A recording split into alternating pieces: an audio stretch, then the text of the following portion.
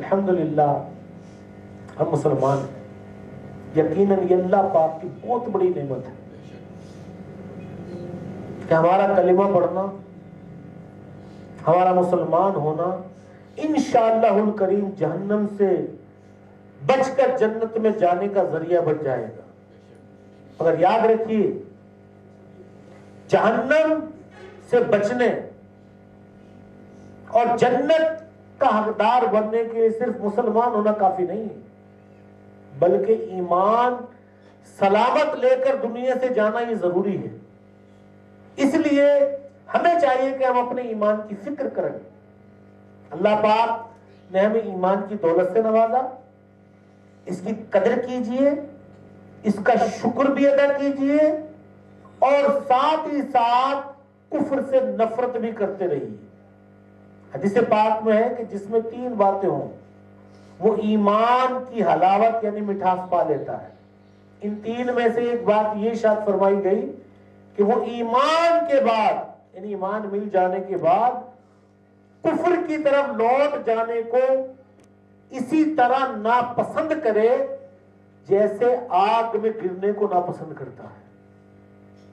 معلوم ہوا ایمان والا رہنے، ایمان کی سلامتی کے ساتھ قبر میں اترنے اور اس ذریعے سے جنت کا حقدار بننے کے لیے ضروری ہے کہ ہم کفر سے ہر دم نفرت کرتے رہیں. علامہ ابن جوزی رحمت اللہ تعالی علیہ نے ایک بڑا ایمان افروز واقعہ کچھ یوں بیان کیا کہ 3 نوجوان بہادر تھے. یہ تینوں ہی اسلامی لشکر کے ساتھ مل کر جنگ کیا کرتے تھے. ایک مرتبہ یوں ہوا کہ رومیوں نے مسلمانوں پر شدید حملہ کیا. اس میں کئی مسلمان شہید اور بہت سارے قید ہو گئے. یہ تینوں بھائی بھی قید کر لیے گئے. رومی بادشاہ دوران جنگ ان تینوں کی بہادری کو دیکھ رہا تھا. چنانچہ بادشاہ نے ان تینوں کو ایک پیشکش کی. بولا اگر تم اسلام چھوڑ دو تو میں اپنی بیٹیوں کی شادی تم سے کر دوں گا اور آئندہ بادشاہت بھی تمہارے حوالے کر دوں گا. اب دیکھیں یہ کتنی بڑی پیشکش ہے. شہزادیوں کے ساتھ شادی، پھر بادشاہت یعنی بغیر کسی محنت کے عزت، شہرت، مال و دولت بلکہ تاج و تخت بھی مل رہا ہے. مگر قربان جائیے ان تینوں بھائیوں نے بادشاہ کی پیشکش کو ٹھکرا دیا اور جوش ایمانی سے لبریز ہو کر سرکار علی وقار مکی مدنی تاجدار صلی اللہ تعالی علیہ وسلم کی بارگاہ میں فریاد کرنے لگے. اس پر بادشاہ کو بہت غصہ آیا. اس نے 3 دیگیں منگوائی اور ان میں تیل ڈال کر آگ پر رکھ دیا. ہر دن ان تینوں بھائیوں کو ان دیگوں کے پاس لایا جاتا رہا. 3 دن تک وہ تیل کھولتا رہا اور بادشاہ اپنی پیشکش ان کے سامنے رکھتا کہ اسلام چھوڑ دو، میں تم تینوں کو اپنا داماد بھی بنا لوں گا اور آئندہ بادشاہت بھی تمہیں ملے گی. یہ تینوں بھائی ہر بار بادشاہ کی پیشکش کو ٹھکرا دیتے. آخر تیسرے دن بادشاہ نے بڑے بھائی کو بلایا. ایک بار پھر وہی پیشکش کی کہ ایمان سے منحرف ہو جاؤ، اپنی بیٹیوں کی شادی بھی کر دوں گا اور تمہیں جو ہے تخت و تاج بھی دوں گا. اللہ اللہ اللہ. جب اس مرد مجاہد نے پیشکش قبول نہ کی تو انہیں ابلتے ہوئے تیل میں ڈال دیا گیا. دیکھتے ہی دیکھتے اس کا سب گوشت جل گیا اور ہڈیاں تیل کی سطح پر تیرنے لگی. بادشاہ نے دوسرے بھائی کو بلایا، انہیں بھی پیشکش کی کہ جب وہ نہ مانے تو انہیں بھی کھولتے تیل میں پھینک دیا. اب تیسرے اور سب سے چھوٹے بھائی کو لایا گیا. قریب تھا کہ انہیں بھی کھولتے ہوئے تیل میں ڈال کر شہید کر دیا جاتا. ایک درباری بولا بادشاہ سلامت، اگر میں اسے ایمان سے پھیر دوں تو مجھے کیا انعام ملے گا؟ بادشاہ بولا میں تجھے اپنی فوج کا سپہ سالار بنا دوں گا. चुनाचे वो दरबारी इस बहादुर नौजवान को अपने साथ ले गया और अपनी नौजवान हसीन और जमील बेटी को इसके साथ तन्हाई में छोड़ दिया। यानी पहले माल और दौलत का लालच देकर इनसे ईमान छीनने की कोशिश की गई। अब हुस्न और जमाल का फंदा डाला जा रहा है, मगर ये नौजवान अल्लाह पाक का नेक और बाहया बंदा था। 40 दिन बल्कि इससे भी ज्यादा अरसा वो हसीन और जमील लड़की इनके साथ रही, मगर इन्होंने कभी उसे आंख उठाकर भी ना देखा। बल्कि इनका मामूल रहा कि दिन को रोजा रखते और रात भर नवाफिल पढ़ते रहते थे। आखिरकार इस कामिल ईमान वाले नौजवान का किरदार, इनकी साबित कदमी और हया को देखकर वो लड़की बहुत मुतासिर हुई और इसे जिम्मेदारी तो दी गई थी ईमान छीनने की, लेकिन मुसलमान नौजवान का अखलाक देखकर खुद भी दायरे इस्लाम में दाखिल हो गई। ए मेरे प्यारे और मुस्लिम भाई, देखा आपने इन तीनों भाइयों ने ईमान पर इस्तकामत का कैसा जबरदस्त मुजाहिरा किया। इनके दिलों में ईमान किस कदर समाया हुआ था। ये इश्क के सिर्फ जबानी दावे करने वाले नहीं थे, जी हां, सही मानों में मुखलिस आशिकाने रसूल थे। दोनों भाई जामे शहादत नोश करके जन्नतुल फिरदौस की नेमतों के हकदार बन गए और तीसरे ने रूम की हसीना की तरफ देखा तक ना और दिन रात अल्लाह पाक की इबादत में मसरूफ रहा। काश हमें भी ईमान पर ऐसी इस्तकामत नसीब हो जाए। मुश्किल आए, परेशानी आए, गुर्बत और तंगदस्ती आए, लोग सताएं, लोग ताने दें, कुछ भी हो जाए, हम कभी भी ईमान का सौदा ना करें। आज माज़अल्लाह अस्तग़फिरुल्लाह, माल के लालच में, जायदाद के लालच में आज कितने वाकयात दिल खराज सुनने को मिलते हैं जनाब। कई नादान जनाब बैरून मुल्क जाने की खातिर, वीजे की खातिर अपने आप को ईसाई लिख देते हैं माज़अल्लाह। जी हाँ, कई नादान माल और दौलत के लालच में अपने ईमान से मुनहरिफ होकर गैर मुस्लिम बन जाते हैं। ग्रीन कार्ड मिलेगा जनाब, ग्रीन कार्ड मिल रहा है, कितने दिन रहेंगे दुनिया में। अभी चंद दिन पहले मुझे किसी ने एक बताया कि एक शहर उनके कोई अजीज थे, तो उन्होंने अपनी बच्ची को कनाडा भेजा आला तालीम हासिल करने के लिए जनाब। अब साल गुजरा, 2 साल गुजरे, तो लड़की की कॉल आई कि जनाब मैं एक गैर मुस्लिम नौजवान से शादी करने लगी और अपना मुस्तकबिल देख रही हूँ, मुझे अपना मुस्तकबिल बनाना है, मुस्तकबिल रोशन करना है, मुझे शहरियत मिलेगी यहाँ पर। अब उसका कहना यह है कि तुम ईसाई हो, ईसाई बन जाओ तो मैं तुमसे शादी करूंगा, तो लिहाजा अब मैं ईसाई मजहब कबूल कर रही हूँ और इस्लाम से मुनहरिफ हो रही हूँ। ये आपके पाकिस्तान का वाकया। जी हाँ, दीन से दूरी, इल्म दीन से दूरी आज मुसलमान को कहां से कहां लेकर के जा रही है। इसीलिए तो मेरे आका अलैहिस्सलाम ने 1400 साल पहले फरमाया था कि कुर्बे क़यामत एक वक्त आएगा कि बंदे मोमिन सुबह को मुसलमान होगा, शाम को काफिर हो जाएगा, शाम को मुसलमान होगा तो सुबह को काफिर हो जाएगा। आज ईमान की हिफाजत बहुत मुश्किल हो गई। अल्लाह पाक हमारे हाल पर रहम फरमाए, बुरी सोहबतों से बचाए। ये बुरी सोहबतें ले डूबती हैं, बुरे दोस्त ले डूबते हैं, ईमान बर्बाद हो जाता है। और याद रखिए कि जिसका ईमान ही बर्बाद हो गया तो वो हमेशा हमेशा के लिए जहन्नम में है। शफाअत भी उसी के लिए है कि जो अपना ईमान सलामत ले जाने में कामयाब हो गया। तो इसके लिए बुजुर्ग फरमाते हैं कि दुआ भी करनी चाहिए और दवा भी करनी चाहिए। अल्लाह पाक की बारगाह में अपने ईमान की हिफाजत के लिए दुआ करनी चाहिए। बुजुर्गान दीन फरमाते हैं कि 4 गुना ऐसे हैं कि जिनकी नौसत ईमान की बर्बादी का सबब बन जाती है।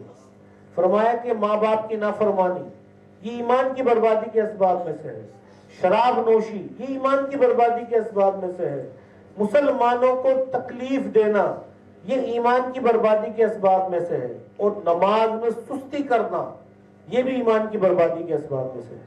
اے میرے پیارے اسلامی بھائیو، ہم نے کھائی والوں کا واقعہ سنا، اس قرآنی واقعے سے ایک اور اہم بات جو ہمیں سیکھنے کو ملتی ہے وہ اللہ پاک نے قرآن کریم ہی میں ذکر فرمائی۔ ترجمہ کنز الایمان، جنہوں نے مسلمان مردوں اور مسلمان عورتوں کو آزمائش میں مبتلا کیا پھر توبہ نہ کی، ان کے لیے جہنم کا عذاب ہے اور ان کے لیے آگ کا عذاب ہے۔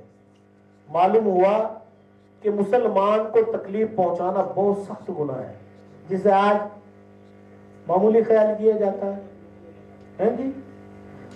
یہ خوفناک جرم ہے کسی مسلمان کو تکلیف پہنچانا، اس کی سزا بہت خطرناک ہے۔ دیکھیے بادشاہ جو خدائی کا دعویٰ کرتا تھا، اس نے مسلمانوں کو ناحق تکلیف پہنچائی، انہیں آگ میں جلایا، اس کا نتیجہ کیا نکلا؟ اللہ پاک کا قہر و غضب جوش پر آیا اور بادشاہ اور اس کے سپاہی اپنی ہی جلائی ہوئی آگ میں جل کر راکھ ہو گئے۔ الامان والحفیظ، اللہ پاک ہمیں ایسے خطرناک جرم اور ایسی خوفناک سزا سے محفوظ فرمائے۔ حقوق العباد، ہوگا میرا کیا، کرم مجھ پر کر دے کرم یا الہی، مجھے نارے دوزخ سے ڈر لگ رہا ہے، ہو مجھ ناتواں پر کرم یا الہی۔ اے عاشقان رسول، بہت افسوس کی بات ہے، آج کل مسلمانوں کو تکلیف پہنچانے کو بہت ہی معمولی سمجھا جانے لگا ہے۔ لوگ بے دھڑک دوسروں کو تکلیف پہنچا دیتے ہیں اور بالکل بھی نہیں ڈرتے، ڈر خوف تو ایسا لگتا ہے ختم ہو گیا۔ کوئی چغلیاں کھا کر دوسروں کو تکلیف پہنچاتا ہے، کوئی گالیاں دے کر دل دکھاتا ہے، دوسروں کے مال پر ناحق قبضہ جما کر بلا قصور اور بے محل غصہ جھاڑ کر، مار کر یا مروا کر، لوگوں کو جھوٹے مقدمات میں پھنسا کر، ناپ تول میں کمی کر کے، مال لوٹ کر، کسی کا مذاق اڑا کر، کسی پر تانوں کے تیر برسا کر، سوشل میڈیا پر ویڈیوز وائرل کر کے نہ جانے کس کس انداز میں دوسروں کو تکلیف پہنچائی جا رہی ہوتی ہے۔ اس سے بھی زیادہ خطرناک بات پتہ کیا ہے؟ کہ دوسروں کو تکلیف پہنچا کر لوگ خوش ہوتے ہیں، یا کوئی تکلیف پہنچ جائے اس پر خوشی کا اظہار کرتا ہے، اچھا ہوا اس کے ساتھ ایسا ہوا، اس نے میرے ساتھ یوں کیا تھا۔ روایات میں اس کو شماتت کہتے ہیں۔ فرمایا کہ جو شماتت میں مبتلا ہوتا ہے، جب تک یہ خود اس میں مبتلا نہیں ہوگا اس وقت تک مرے نہیں۔ جو دوسروں کے نقصان پر خوش ہوتے ہیں لوگ، اللہ عافیت عطا فرمائے۔ لہذا اے میرے پیارے اسلامی بھائیوں، دوسروں کو تکلیف پہنچا کر لوگ خوش ہوتے ہیں، خود کو بہادر خیال کرتے ہیں، دوسروں کو دھوکہ دینے کو اپنی ہوشیاری سمجھتے ہیں، لہذا نہ توبہ کی طرف بڑھتے ہیں نہ اپنی آخرت کی فکر کرتے ہیں۔ وائے ناکامی متائے کارواں جاتا رہا، کارواں کے دل سے احساس زیاں جاتا رہا، یعنی ہاں افسوس قوم کا سرمایہ لٹ گیا۔ اس سے بھی بڑا نقصان یہ ہے کہ قوم کو اپنے اس نقصان کا احساس تک نہیں رہا، کہ جو نقصان ہوا اس نقصان کا احساس تک جاتا رہا۔ گناہ تو کیا، پھر اس پر شرمندگی مل جائے تو یہ بھی بڑی بات ہے، اور افسوس آج کل لوگ دل دکھا کر شرمندہ بھی نہیں ہوتے۔ جی ہاں، معافی مانگنا بھی گوارا نہیں کرتے، الٹا اس پر خوش ہو رہے ہوتے ہیں۔ اے کاش ہمارے دل میں مسلمان کی عزت بیٹھ جائے، ہم اپنے مسلمان بھائیوں کا احترام کرنا سیکھ جائیں۔ یقین مانیے اسلام میں امن و سکون، بھائی چارے اور آپس کے پیار اور محبت کو بہت اہمیت دی گئی ہے۔ جو لوگ اس اسلامی بھائی چارے کو نقصان پہنچاتے ہیں، اپنے مسلمان بھائیوں کو تکلیف دیتے یا ان کی عزت نفس کو نقصان پہنچاتے ہیں، وہ بہت برے لوگ ہیں۔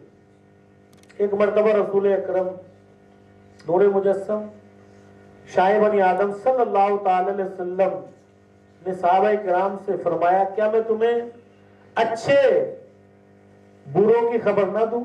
بڑی خوبصورت روایت ہے، بڑی توجہ کے ساتھ اگر یہ روایت اگر ہم دل میں لے کر چلے گئے نا، دل کے آئینے میں سجا کر، تو انشاءاللہ دنیا میں سنور جائے گی، آخرت میں سنور جائے گی۔ میرے آقا کا وہ خوبصورت فرمان، کیا میں تمہیں اچھے بروں کی خبر نہ دوں؟ ایک شخص نے عرض کی، جی ہاں یا رسول اللہ صلی اللہ تعالی علیہ وسلم، ہمیں ہمارے برے بھلوں کی خبر دیجیے۔ فرمایا، تمہارا بھلا وہ شخص ہے جس سے خیر کی امید کی جائے اور اس کے شر سے امن ہو، اور تمہارا برا وہ شخص ہے جس سے خیر کی امید نہ کی جائے اور اس کے شر سے امن نہ ہو۔ اس حدیث پاک کی شرح کا خلاصہ یہ ہے کہ وہ بندہ کہ لوگوں کے دل اس کی طرف سے مطمئن ہو، لوگوں کے دل اس کی طرف سے مطمئن ہو، اور لوگ اس کے بارے میں یہ اعتماد رکھتے ہوں کہ یہ شخص کسی کو تکلیف نہیں دیتا، لوگوں کا یہ گمان ہو کہ یہ جو شخص ہے یہ کسی کو تکلیف نہیں دیتا، بلکہ جہاں تک ہو سکے یہ دوسروں کی خیر خواہی کرتا ہے، اور ایسا شخص بہت اچھا ہے۔ جی ہاں، جبکہ وہ بندہ جس سے لوگ ڈرتے ہوں، اس سے بھلائی کی امید نہ رکھتے ہوں، اس کے شر سے بچنے کی کوشش کرتے ہوں، ایسا شخص بہت برا آدمی ہے۔ ڈرتے نا لوگ، یار اس سے تو دور ہی رہو تو اچھا، اس کے تو پاس ہی نہ بیٹھو، کوئی اونچی نیچی بات اگر نکل گئی نا تو یہ بدنام کر دے گا، یہ تکلیف پہنچائے گا، تو لہٰذا اس سے دور ہی رہو تو اچھا ہے۔ اے میرے پیارے اسلامی بھائیوں، ہمارا پیارا مذہب اسلام ہر مسلمان کی جان، مال، عزت کے تحفظ کی ضمانت دیتا ہے۔ آخری نبی مکی مدنی صلی اللہ تعالی علیہ وسلم کا فرمان عالی شان ہے، ہر مسلمان کا خون، مال اور عزت دوسرے مسلمان پر حرام ہے۔ مشہور مفسر قرآن مفتی احمد یار خان نعیمی حدیث پاک کے تحت لکھتے ہیں کہ کوئی مسلمان کسی مسلمان کا مال بغیر اس کی اجازت نہ لے، کسی کی بے عزتی نہ کرے، کسی مسلمان کو ناحق اور ظلمن قتل نہ کرے، کہ یہ سب سخت جرم ہے۔ مفتی صاحب ایک اور مقام پر لکھتے ہیں، مسلمان کو نہ تو دل میں حقیر جانو، نہ اسے حقارت کے الفاظ سے پکارو، یا برے لقب سے یاد کرو، نہ اس کا مذاق بناؤ۔ جی ہاں، ہم تو مذاق اڑاتے ہیں۔ یہاں تو اگر کوئی مالی اعتبار سے یا کوئی جو ہے وہ حسن و جمال کے اعتبار سے کمزور ہے تو حقیر سمجھتے ہیں، اس کو رسپیکٹ نہیں دیتے، اس کی عزت نہیں کرتے۔ جس کے پاس مال ہے اس کو رسپیکٹ کرتے ہیں، آؤ بھگت کرتے ہیں، بٹھاتے ہیں، اٹھاتے ہیں۔ اے میرے پیارے اور محترم اسلامی بھائیوں، آج ہم میں یہ عیب بہت زیادہ ہے۔ مسلمان بھائی کو حقیر جانتے ہیں کہ وہ پنجابی ہے، سندھی ہے، یہ ہے، وہ ہے۔ شہد کی مکھی مختلف پھولوں کے رس چوس لیتی ہے تو اس کا نام کیا رکھا جاتا ہے؟ شہد۔ کیا کہا جاتا ہے اس کو؟ شہد ہو جاتا ہے وہ۔ مختلف لکڑیوں کو آگ جلا دے تو اس کا نام راکھ رکھ دیا جاتا ہے۔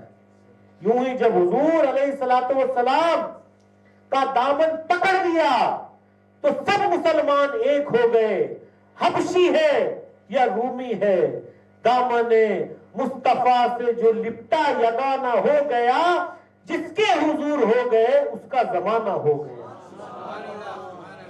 رسول اکرم نور مجسم صلی اللہ تعالی علیہ وسلم کا فرمان عبرت نشان ہے، جس نے بلا وجہ شرعی کسی مسلمان کو ایذا دی، یعنی تکلیف دی، اس نے مجھے ایذا دی،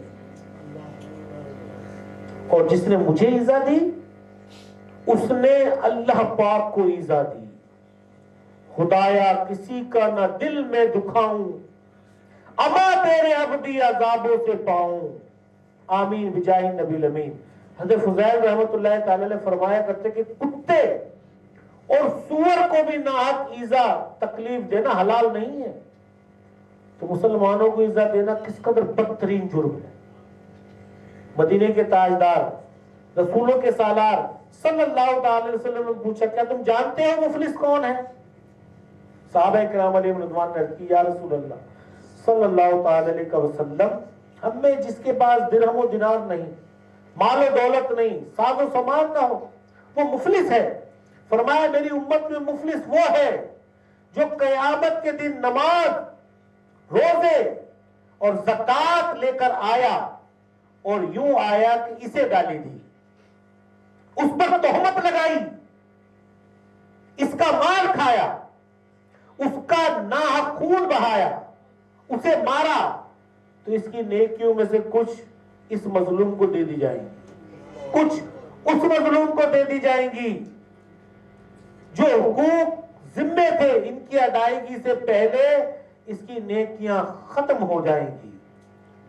تو ان مظلوموں کی خطائیں، انہیں جو مظلوموں کے گناہ ہوں گے وہ اس کے کھاتے میں ڈال دیے جائیں گے اور پھر اسے آگ میں پھینک دیا جائے گا۔ اے میرے پیارے اسلام، اسلام ایسا پیارا دین ہے کہ دوسروں کو مارنا، گالیاں دینا، کسی کی عزت کو تار تار کرنا، کسی کی غیبت کرنا، کسی کا مال لوٹنا، کسی کی عزت نفس کی دھجیاں اڑانا تو دور کی بات ہے، ہم کسی کو غصے سے گھور کر دیکھیں، ہمارا اسلام ہمیں اس بات کی اجازت نہیں دیتا۔ گھور کر دیکھنا اس کی بھی اجازت نہیں ہے۔ سرکار مدینہ صلی اللہ تعالی وسلم نے ارشاد فرمایا کہ جو اپنے بھائی کی طرف ڈرانے والی نظروں سے گھورے، اللہ پاک اسے قیامت کے دن ڈرائے گا۔ جو آج ڈراتے ہیں، مفسر قرآن حکیم الامت مفتی احمد یار خان نعیمی حدیث پاک کے تحت لکھتے ہیں کہ بھائی سے مراد یہاں مسلمان بھائی ہے، یعنی جو شخص کسی مسلمان کو بلا قصور تیز نظر سے گھور کر ڈرائے، ورنہ قصور مند کو گھورنا ڈرانا ضروری ہے۔ مزید لکھتے ہیں کہ اس سے اشارتاً معلوم ہوا کہ مسلمان بھائی کو رحمت کی نظر سے دیکھنا ثواب ہے، کہ اللہ پاک اسے عنایت کی نظر سے دیکھے گا۔ اے میرے پیارے اسلام، غور فرمائیے کتنی پیاری بات ہے کہ ہم کسی کو گھور کر دیکھیں اور اسے برا لگے، تکلیف ہو، ہمیں اس کی اجازت نہیں۔ کاش ہم دوسروں کے خیر خواہ اور اپنے مسلمان بھائیوں سے محبت رکھنے والے، نیک، ہمدرد اور رحم دل مسلمان بننے میں کامیاب ہو جائیں۔ ایک شخص حضرت حسن بصری رحمۃ اللہ تعالی کی مجلس میں آ کر لوگوں کو تکلیف دیا کرتا تھا۔ جب اس کی شرارتوں کا سلسلہ حد سے بڑھا تو آپ نے دعا کی، اللہ پاک اس شخص کے تکلیف پہنچانے کو خوب جانتا ہے، تو جس طرح چاہے ہمیں اس کے معاملے میں کفایت فرما۔ اسی وقت وہ شخص کھڑے کھڑے گر کر مر گیا اور اس کی لاش چارپائی پر رکھ کر اس کے گھر لے جائی گئی۔ اللہ اکبر۔ ایک روز ہم امام اعظم رحمت اللہ تعالی کے ساتھ کہیں گزر رہے تھے کہ بے خیالی میں امام اعظم ابو حنیفہ رحمت اللہ تعالی کا مبارک پاؤں ایک لڑکے کے پاؤں پر پڑ گیا، لڑکے کی چیخ نکل گئی اور اس کے منہ سے بے ساختہ نکلا، جناب کیا آپ قیامت کے روز لیے جانے والے انتقام خداوندی سے نہیں ڈرتے؟ یہ سننا تھا کہ امام اعظم پر لرزہ طاری ہو گیا، خش کھا کر زمین پر تشریف لائے، اور جب کچھ دیر کے بعد ہوش میں آئے تو میں نے عرض کی کہ ایک لڑکی کی بات سے آپ اس قدر کیوں گھبرا گئے؟ فرمایا کیا معلوم اس کی آواز غیبی ہدایت ہو، یہ اللہ پاک کی طرف سے ہو۔ عطا ہو خوف خدا خدارا، جو الفت مصطفیٰ خدارا، کروں عمل سنتوں پہ ہر دم، امام اعظم ابو حنیفہ۔ اے میرے پیارے اور محترم اسلامی بھائی، اللہ پاک ہمیں مسلمانوں کے معاملے میں عقل سلیم عطا فرمائے اور حقوق العباد کے معاملات پر نظر ثانی رکھنے کی توفیق عطا فرمائے. اور یقیناً یہ ایک اچھی صحبت سے ہی ممکن ہے, اچھے ماحول سے ممکن ہے. اور دعوت اسلامی کے بحمدہ تعالیٰ 12 دینی کاموں میں سے ایک دینی کام مدنی مذاکرہ بھی ہے, جو ہر ہفتے قبلہ شیخ طریقت امیر اہل سنت بانی دعوت اسلامی براہ راست مدنی چینل پر فرماتے ہیں. تو ایک ذریعہ یہ بھی ہے کہ اگر ہم حقوق العباد کے معاملے میں محتاط ہونا چاہتے ہیں, اپنے ایمان کی حفاظت کے حوالے سے مزید اپنا ذہن بنانا چاہتے ہیں, تو اس کا ایک بہترین ذریعہ ہے کہ ہم اپنے آپ کو ہر ہفتے باقاعدگی کے ساتھ مدنی مذاکروں میں شرکت کرائیں اپنے آپ کو. تو انشاءاللہ اس کی برکت سے بھی اللہ نے چاہا تو ایمان کی حفاظت کے حوالے سے پڑھنے کا ذہن بنے گا, ایمان کے حوالے سے اور دیگر نیک اعمال کرنے پر انشاءاللہ الکریم استقامت ملے گی. اور ہفتہ وار اجتماع تو ہے ہی ماشاءاللہ پھر آپ کے سامنے ہر جمعرات کو جب ہم باقاعدگی سے آئیں گے, لیکن آئیں اول تاخر شروع میں. اب اگر نا شروع کا ٹاپک تھا, ظاہر بات ہے ایک تعداد وہ رہ گیا, شروع کا عنوان کیا تھا, کھائی والوں کا واقعہ رہ گیا. تو یوں جب ہم کوشش کریں کہ مغرب یہیں پڑھیں, مغرب کی نماز یہاں پڑھیں آپ, تاکہ آپ کو مکمل بیان سننے کو ملے. ٹھیک ہے نا جی, مختصر سا تو وقت ہوتا ہے, 45 منٹ کا بیان ہوتا ہے ٹوٹل. اب اس میں بھی اگر ہم آدھا پونا گھنٹہ لیٹ آئے تو ظاہر بات ہے کہ وہ تو مزہ نہیں آئے گا نا. تو نیت کر لیں کہ انشاءاللہ آئندہ مغرب کی نماز یہی پڑھا کریں گے انشاءاللہ.